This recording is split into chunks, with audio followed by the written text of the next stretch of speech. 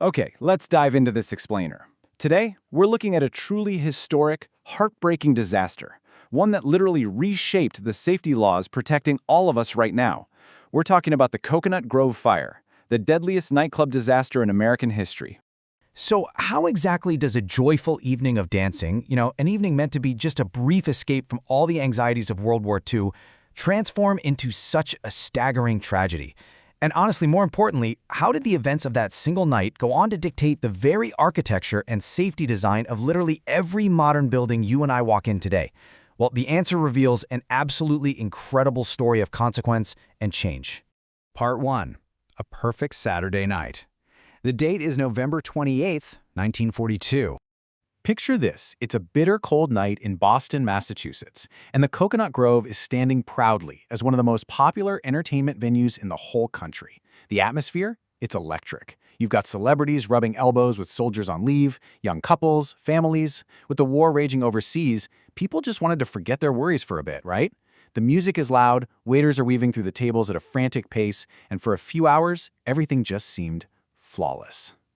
But there was a fatal problem hiding right in plain sight. By nightfall, this club was packed way beyond its legal capacity. We're talking well over 1,000 people crammed into a space designed to hold just a fraction of that. Every single corner was occupied. It was, unfortunately, a perfect recipe for disaster. Part 2. The unstoppable inferno. Where it's just after 10 p.m. Right at 10 p.m., that perfect evening violently fractured. A small fire sparks near the entrance, likely from a stray match that accidentally caught on the highly flammable ceiling decorations. Now, at first it seemed kind of manageable, right? Employees rushed over to put it out. But within mere seconds, the flames literally raced across the ceiling. It spread like wildfire with a speed that absolutely defied belief. In just a few minutes, the entire nightclub was a roaring inferno. The whole reality inside that club shifted in the blink of an eye. Thick, choking black smoke instantly filled the building. Then the power fails, the lights go completely out, and panic just explodes. Over 1,000 people are suddenly plunged into this dark, smoky chaos, struggling to breathe, completely disoriented in a room they were just dancing in moments ago. Part 3. Trapped in the dark. And terrifyingly, there was almost no way out. Natural human instinct kicks in during moments like this. You run for the door you came in through. So hundreds of frightened people rush the main entrance, only to hit a terrifying roadblock. First off, that main entrance, it was a single revolving door. So as this massive, panicked crowd pushes forcefully against it, it totally jams. Nobody can get out. Second, when people desperately searched for other routes, they found the emergency exits were locked tight, completely bolted. Third, other exits were heavily disguised behind these decorative curtains. And to top it all off, the pathways to safety were totally blocked by heavy tables and chairs hidden in that thick smoke. It was just an absolute, cascading failure of architecture. Part 4. The tragic aftermath. The devastation hits Boston. Because those flames moved with such terrifying speed, by the time help actually arrived, the fire was already way beyond control. Rescue workers had to resort to totally desperate measures. They were smashing through windows, literally forcing open the structural walls of the building just to reach the survivors trapped inside. And that tragedy quickly spilled out into the rest of the city.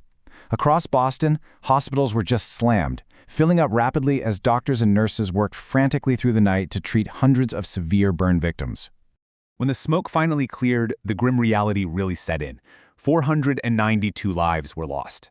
Let's just pause on that number for a second. 492 people who simply went out for a fun night of dancing did not go home. To this day, it remains the deadliest nightclub fire in American history. It was a scale of loss that completely shocked the entire nation. Part 5. A legacy of safety. How this permanently changed our laws. So from all this unimaginable heartbreak came a massive nationwide reckoning, because the staggeringly high loss of life wasn't just, bad luck from a stray match. No, it was the direct result of systemic negligence. When investigators sifted through the ashes, they uncovered a whole chain of fatal flaws. We're talking severe overcrowding, illegally locked exits, highly flammable decor that was used without any restrictions, and incredibly poor emergency planning. The whole country realized, pretty much instantly, that a disaster like this could have happened anywhere. Because of the Coconut Grove, fire safety laws across the entire United States were radically transformed. Building codes were heavily strengthened almost overnight. Emergency exits became strictly regulated, meaning they could absolutely never be locked or hidden while a building was occupied. And remember that jammed front entrance? Well, as a direct answer to that, revolving doors were suddenly required by law to have outward opening escape doors right next to them. Those occupancy limits that got totally ignored that night, they started being closely enforced by fire marshals. Plus, fire-resistant building materials became the mandatory standard. These were immediate legislative solutions that have literally saved countless lives around the world since 1942.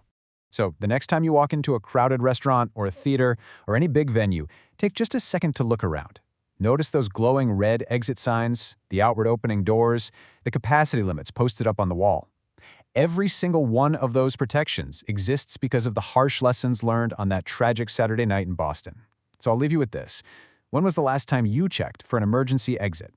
It's a really simple habit, but as history shows us, it's one that makes absolutely all the difference.